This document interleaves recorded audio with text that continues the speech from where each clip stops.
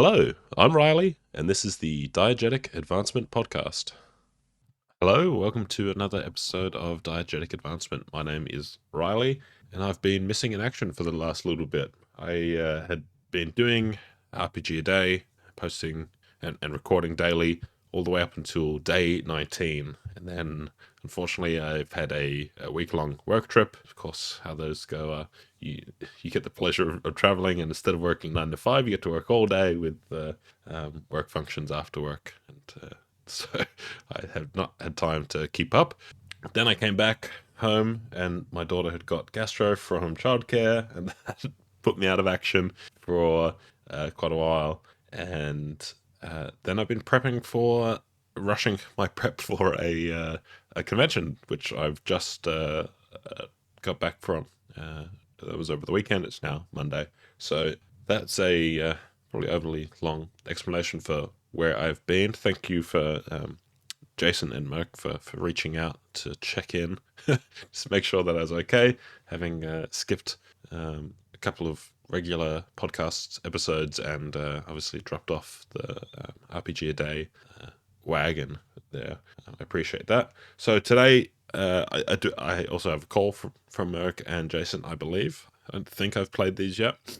I want to wrap up my thoughts on RPGaDAY, and I want to talk about my convention. And then I think from here on out we can return to hopefully regular scheduling.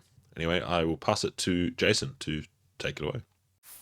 Hey Riley, Jason here. Hope all's going well. Enjoyed your curse episode. I think having more mundane curses, things that just affect your life, bad crops or bad vegetable garden, something like that, are very valid. Of course, those are very serious things if that's your livelihood or what you're depending on to feed yourself or your family. But having those kind of curses as opposed to that, more crazy, drag you to hell, Sam Raimi kind of curse, I think is well worth including in a game. So thank you for that. Take care. Hey, Jason, thank you very much for the call. Mundane curses. I think they're probably more believable than the fantastic curses and just as ripe for compelling adventure as those more fantastic curses. So totally agree. Thank you very much again for the call. Jason is the host of the Nerds RPG Variety Cast. Doubtful that you need my recommendation, but if somehow you're not listening, please do go check it out. The link will be in the show notes. Next up, I have a call from Mirke. Take it away. Hey Riley, I've really been enjoying your RPGaDAY stuff. I'm glad that you were able to participate and you're enjoying it. I know it's a challenge, but thanks for the slime suggestion. I just listened to your genetics today. It was fun making the slime thing, and I think already you've started to hear that that initial slime prompt has other connections through other prompts. So it's been a good suggestion to change up genetics with slimes. So thanks for that.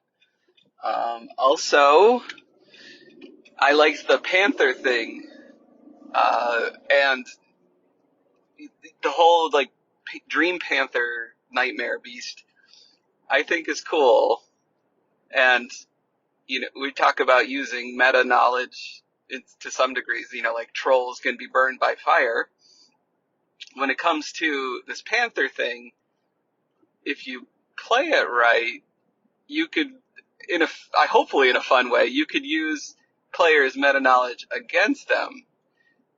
Because if they think it's a displacer beast, then, you can keep it going for a little longer, I think. So, say everyone's asleep around a campfire, something along those lines. You could have a particular player character suddenly wake up hearing noises, and all of a sudden a panther comes out, or comes into the firelight, and if the player tries to wake up the rest of the characters, they can't wake up. You can't shake them awake or anything like that. So you have to deal with this panther by yourself. and if you try to attack the panther, it just seems to disappear. So at first, they might think, oh, it's a displacer beast, and I'm hitting one of its mirages, or whatever you want to call it. So I think it would set up an interesting conundrum there. And then maybe finally, if they start like trying to look at more details, they'll realize that things are in more of a dream state than they are in like real life. So maybe like the flames of the campfire aren't actually burning as normal flames. Maybe they're just like waving back and forth, or just start giving indications that you're in a dream, and then they realize they need to wake themselves up instead of trying to like fight or defend against this thing or run, you know, finding ways to to get that dream across, but not so quickly that they just solve the quote unquote puzzle right away. Yeah. And maybe if they get attacked by the depending on your system, I guess, if it's like Mark of the Odd, maybe every time they get attacked by the panther, it drains like one will stat. If it's more your 6 traditional stats, maybe it's like your charisma stat or something. And over time, if you drop to 0 charisma or something, then you're in serious trouble. I don't know what that serious trouble would be, whether it's a death or not, but I don't know. It sounds like fun. It's a fun way to play with things. And then you were also talking about the slime, and immediately I thought of like a slime that could change colors and therefore change resistances and weaknesses. And maybe players could learn that if you hit the slime with fire, it will turn red, so it's resistant to fire, but now it's weak against lightning or something like that. So then you hit it with lightning damage, and then it changes to blue, that type. Yeah. I don't know. Just random thoughts that I had. Wanted to mostly let you know I'm enjoying hearing what you got. So thanks, and take care. Thank you very much for the call, Mirke.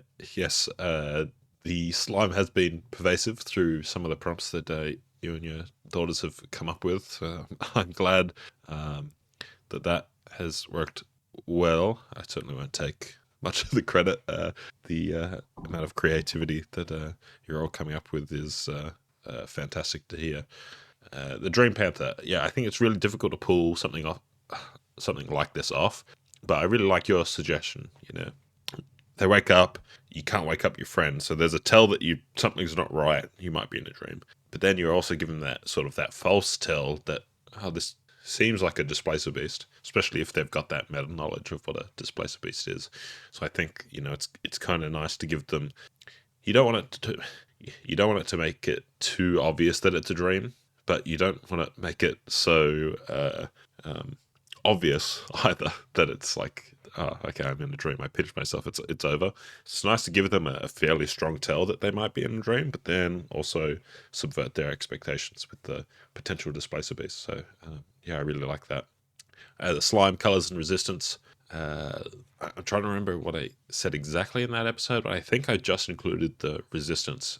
So I really like your inclusion of the sort of associated weakness.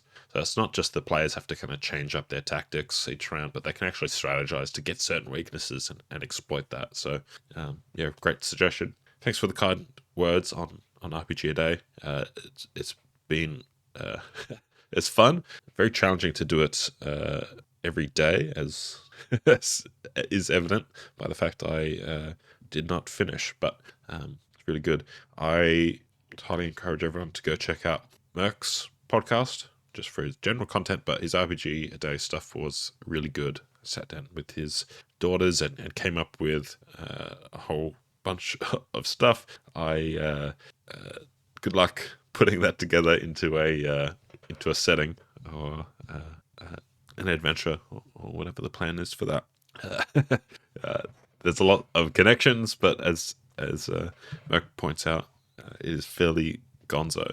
So I look forward to reading whatever you put out, if you do put something out with a compilation of that. But thank you very much for the call, Merck. Details for Merck's podcast are in the show notes. Okay, I just wanted to touch briefly on RPG a Day. I'm going to compilate the episodes that I did manage to put out and publish that as a single episode and kind of remove the individual ones just to tidy up the feed a little bit. And I'll talk a little bit more about it there if I've got anything more to say. But just want to say it was a lot of fun to do. It was very challenging, especially I think the alternate set of prompts, which was the creative create something from the prompts was very difficult for a number of reasons. Daily publishing is hard to keep up with. Being creative every day is hard, and some of the prompts, if they don't speak to you and you're not feeling particularly creative, I found quite difficult. Especially some of the quests. I struggled particularly with create a simple mechanic. I don't even now. I don't really know what that means. I struggle to keep it from drifting into. I'll just create a magic item and I'll describe how it works, or a spell and describe how that works. I I have no idea how to create a simple mechanic based on. I think one that I struggled with was holograms, but all the same, really great challenge to set yourselves. I really enjoyed listening to everyone else's podcasts. There's some great stuff, especially Mirke and the Pink Phantom did really great stuff with the creative prompts. I really enjoyed listening to that. So please go check that out. And everyone else is sharing their experiences with the RPG hobby and talking positively about games and players was fantastic. Everyone going through the regular set of prompts. Will I do it again? Absolutely. I think I will do the regular set of prompts next time. And we'll see if I do daily or batches. I'll just see what my life looks like in a year's time. I know there's now talk of OSR October. I don't know if I'll do anything for that. Maybe theme some of my episodes around that, but that's kind of the theme of the show already. But yeah, we'll see what happens. I think now I'm looking forward to calming down and trying to get back into the regular scheduling. So thank you very much for listening through my RPG a Day and for persisting through my unplanned absence. I think that's all I have to say about that. I will now jump into convention talk. Okay, so over the weekend, I attended my first ever convention. It was definitely a board game convention rather than an RPG one. I think with probably 90% of the whole or more dedicated to that. But there were a few RPGs being run at any given time. Mostly 5e, a little bit of Pathfinder, and then a small number of other games, mostly OSR. It was a 3-day convention, but I only attended Saturday and Sunday. Saturday I ran a game, and Sunday I got to play, which is fairly rare in one. So that was a great opportunity. So how did the games go? Well, as I mentioned, I was rushing to prep my game near the end. For the longest time, the signups were empty. I was getting pretty close to cancelling. And then all of a sudden it filled up. 8 players, the biggest group I'd ever run for. And I'm definitely not used to running for strangers either, so it was quite the daunting task. I decided to run Tomb of Horrors with 3 little brown books, OD&D. I toned down the deadliness and some of the unfair traps, which, that's most of the rush of prep that I had to do. And in retrospect, I toned it down a bit too much, but it was fine. I did this because I had advertised for beginners. Tomb of Horrors, as written, is probably not the best for your first D&D experience, though Daniel Norton from Bandit's Keep has talked about it, at least on Discord, if not a video, that Tomb of Horrors could actually be a good learning module because it forces you to think creatively and interact with the environment to overcome all the traps, rather than just being sort of a combat slog, which a lot of sort of first level beginner dungeons can be. And from my point of view, now having run it, I think I can definitely confirm this. Sure, I probably toned the deadliness down a bit too much, but the players were able to avoid or overcome most of the traps with an abundance of caution, creatively using their equipment, spells, and magic items, and interacting with the environment. So, perfect. I was really pleased and happy to get the opportunity to run this. Especially, it was quite a diverse table. There was 5 women out of the 8 players, a few experienced players either with D&D or other RPGs, and about half the players had never played D&D before, with a few of them never played an RPG before. I don't know what compelled them to sign up for OD&D Tomb of Horrors as their first RPG experience. Maybe ignorance as to the significance of what they were signing up for. But everyone did really well. That wasn't a dig at them. It's just funny. There were lots of laughs, and I think everyone enjoyed themselves. They played very, very well as a group and individually. There were no deaths, which I think some of that was my toning down, but mostly because they were able to overcome things. And we didn't quite make it all the way to the end, but we got very, very close. And so I think the players can definitely count that as a win. I think people adjusted to the OD&D rules quite well, though I think there's some still head scratching about the to hit tables. There's very little combat, so we didn't have too much to do with that. But yeah, I think everyone played really well. I do hope that, especially given the few first timers, they had a good experience. I definitely don't want to put people off having run this particular adventure, but I don't think I did. I think people were having a good time. 8 players, difficult to juggle, so I think definitely some players were more active than others. I hope I managed that well, but people did interact well as a group. So yeah, overall, really great experience. I was absolutely exhausted by the end of it, very tiring. But then Sunday I got to play, and I'll talk about that. So Sunday I got to play in Planet Crasis, a really interesting homebrew setting run in old school essentials. Strong law versus chaos premise in the more Cockian or Paul Anderson sense. Precious metals which have alignment and meteorites that are attracted to the planet as a result of the cosmic struggle. An interesting mechanic for declaring for or aligning yourself to a god on either side as well. It's probably a poor explanation, but luckily the gentleman who ran the game has a blog where you can read a bit more if you're interested. The link for that will be in the show notes. The premise for the adventure was that we were scavengers for these meteorites. We met with a witch who could predict their fall, and we found that 3 nights from now there would be a strike. So we began to familiarize ourselves with the area and try to position ourselves to claim as much as we could. I played an elf, OSC races class, which was fortuitous for what was to come. We had a couple of dwarves, a ranger, magic user, and cleric. The dwarves, we had a Duragar and a regular dwarf, but it's flavored as a specific clan that was specific to the setting. Fairly interesting lore there, which I won't go into here because I will not be able to explain it well. We first came across an inn which had been sacked recently, and we explored that for a bit, and then finally traced the tracks back to a nearby town, which we had discovered had been taken over by a Chaos Warband.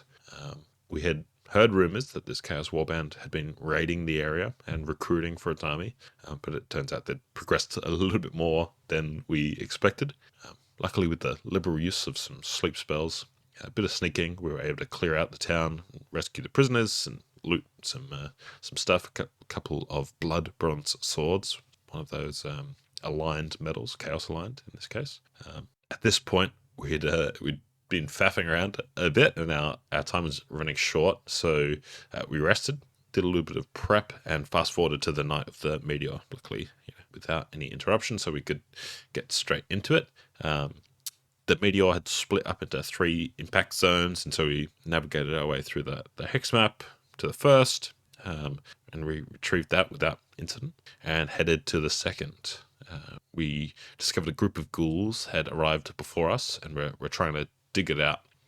So we did the maybe not the smart thing, and we engaged them and met our doom. The cleric opened up, managed to turn 3 of the 8, but one by one, the party was slowly paralyzed.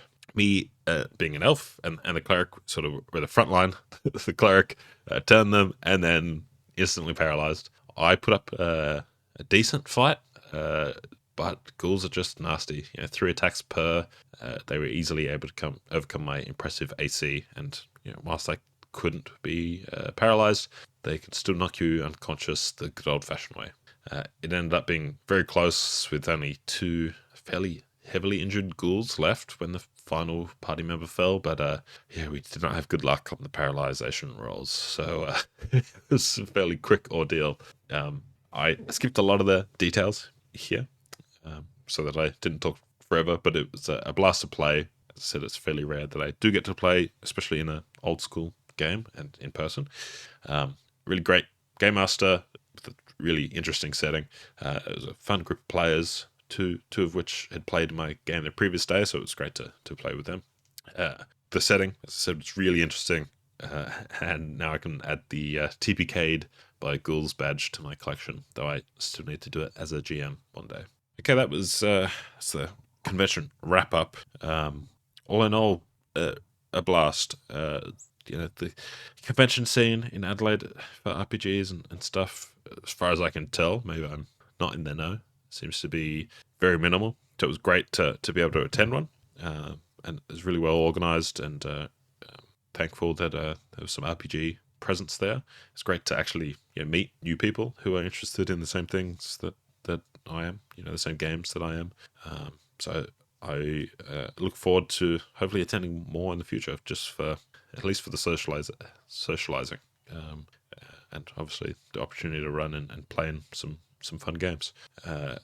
Hopefully I don't have to wait until next year, and I can find another convention before then. I think that's all I've got to say for this week, so I will leave it there. Thank you very much for listening. Details for my callers. Thanks again, Mirke and Jason. And anything I've talked about in the show will be in the show notes. I think this will go out basically at the same time that a wrap up of my RPGaDAY content will. If you had been listening along, there's no need to listen to that episode, but hopefully we're back to regular scheduling, and thanks for sticking with me. Bye for now. I'd love to hear your feedback. You can reach me via Spotify, SpeakPipe, Discord, or email. Those details, along with everything I've talked about today, are in the show notes. Thank you so much for listening. Bye for now.